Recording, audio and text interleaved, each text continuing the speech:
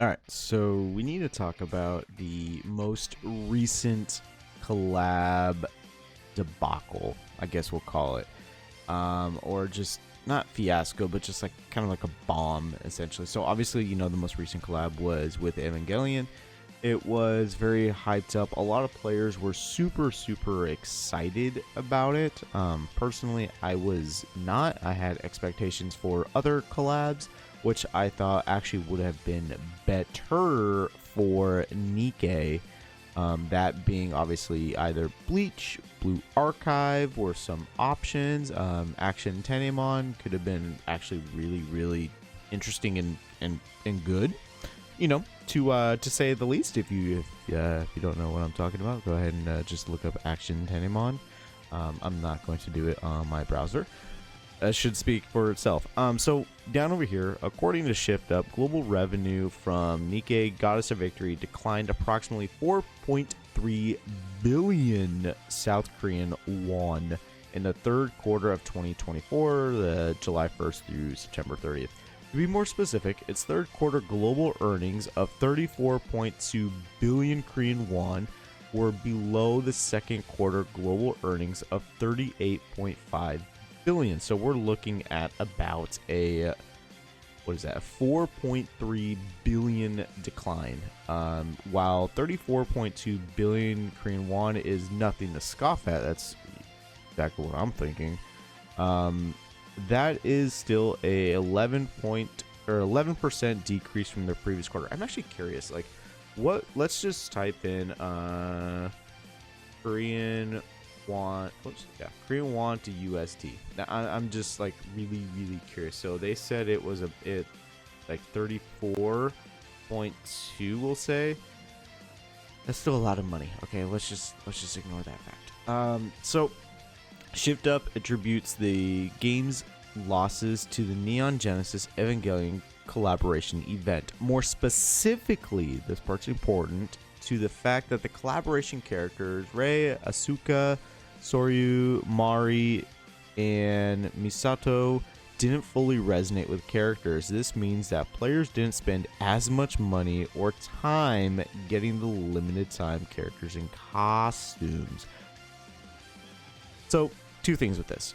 First of all, I didn't really care for Evangelion. I think I only have two of these characters. I think it's Asuka and then this chick. I don't know her name. But I think these are the only two limited time characters that I got that were actually part of the gacha pool.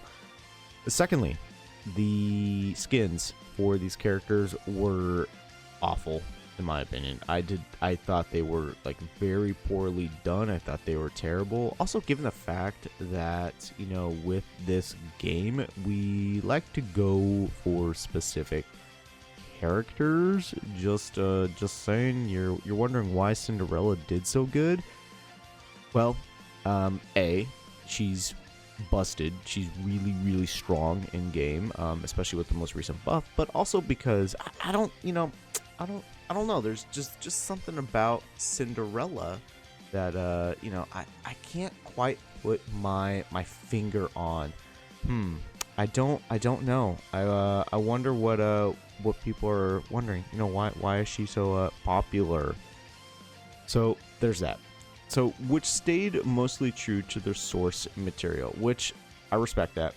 You can't argue or put down the fact that they tried doing that, and that would explain quite a few things. But the CEO stated that his initial in-game designs for the Evangelion characters were deemed too erotic. Which is also a tough thing, because when you're talking about a collaboration with another IP, that the creator of the IP or whoever owns the IP has massive say of character design, because they're putting into a new game, possibly reaching a new audience that they want also people to come and check out their own IP, their own stuff, their own games, anime, whatever. And so they want all that material to be true to the source. So that makes it extremely difficult. So the more conservation, words are hard. The more conservative appearances of the Evangelion cast compared to the usual revealing Nikke outfits could be one of the reasons that the collaboration's financial performance fell short of Shift Up's expectations. Cinderella's looking interesting right there.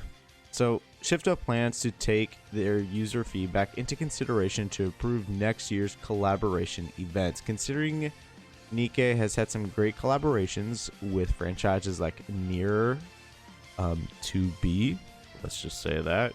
Chainsaw Man, I thought this was kind of lackluster, honestly.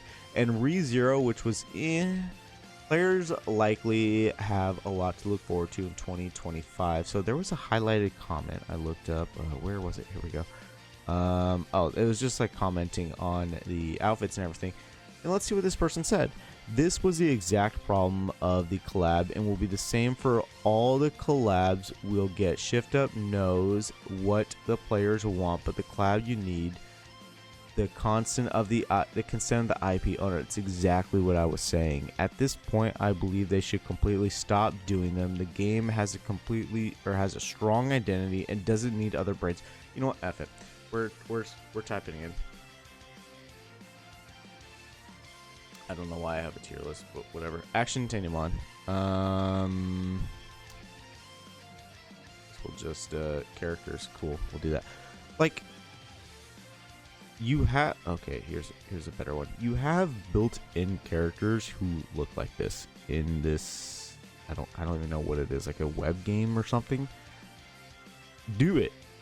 Just do it, or do the other suggestion that I said, which is Bleach.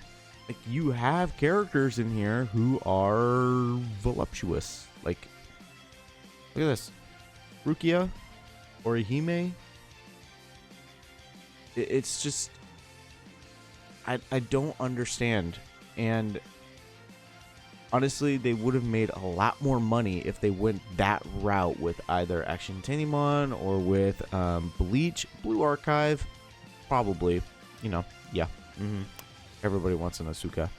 But it makes sense why they dialed it back, because like I said, you're dealing with another IP and you want to appease to the owner of the IP, because they have to give consent to give the green light and okay, because they also, keep in mind, they also want to reach more audience members to come and check out their own individual, like, you know, creations. So yes, the collab was a poo-poo, it was a failure, but I do think that Shift Up is going to listen and they are going to pull through. Hopefully with the next collab, it better be Action Tenimon. That's all I'm saying.